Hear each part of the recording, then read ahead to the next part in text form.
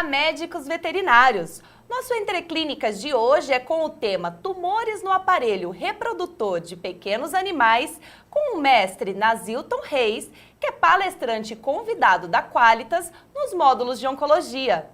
Olá, professor, obrigada pela presença. Olá, Diara, tudo bem? Como vai? Eu que agradeço aí o Qualitas pelo convite de fazer parte desse projeto e espero que a gente consiga hoje um material bem bacana aqui com as perguntas da Indiara. Obrigada, professor. Professor, a nossa primeira pergunta é quais são as neoplasias mais comuns na bolsa testicular? Tá, Indiara. Bom, é o seguinte, a bolsa testicular ela pode ser acometida por tumores basicamente em duas situações.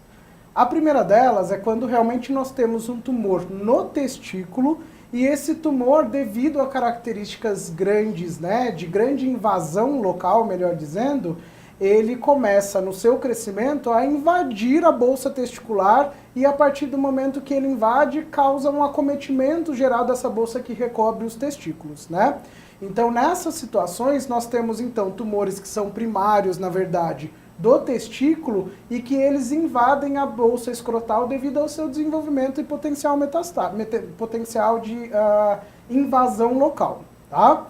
Um outro cenário, uma segunda possibilidade aí de acometimento da bolsa escrotal por tumores é quando nós temos realmente tumores que são primários da bolsa escrotal, da bolsa testicular, que na verdade são tumores cutâneos, A bolsa testicular ou o escroto nada mais é do que um tecido epitelial, um tecido, uma pele com diferenciação, então uma pele bem mais fina, bem mais suscetível a inflamações, porque realmente ela tem que ser mais delgada, digamos assim, para proporcionar uma temperatura adequada que os testículos façam a produção dos espermatozoides.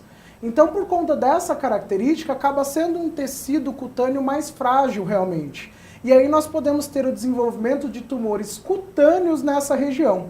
Então, os principais tumores cutâneos, no caso dos cães, que podem acometer a bolsa testicular, são os carcinomas de células escamosas, os mastocitomas também com bastante frequência. Nós temos aí uma frequência bastante grande também dos hemangiosarcomas cutâneos acometendo a bolsa testicular, mas a pele da bolsa testicular.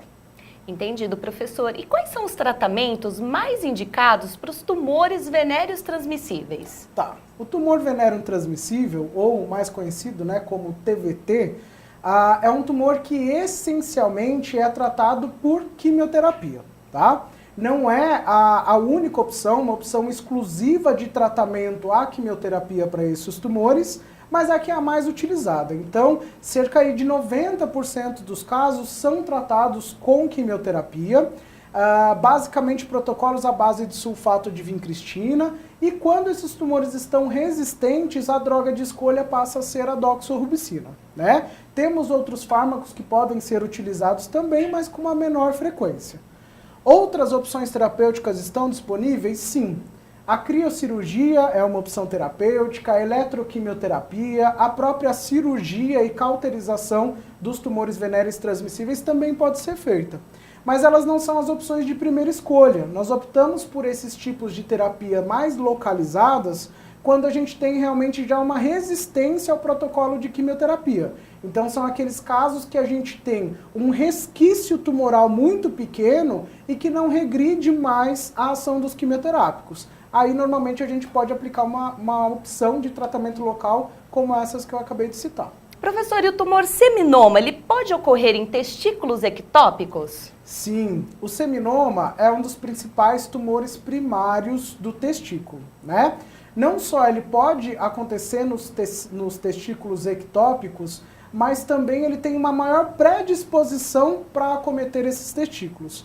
Principalmente aqueles testículos que estão na cavidade abdominal, Então, cerca de 1/3 dos tumores testiculares, eles são seminomas e são tumores que têm, na sua maioria, uma grande capacidade de invadir localmente o tecido testicular e as estruturas que estão ali adjacentes a esse tecido, E que se caracterizam por uma baixa taxa de metástase. Acredita-se aí que menos de 15% desses tumores possam fazer metástase à distância.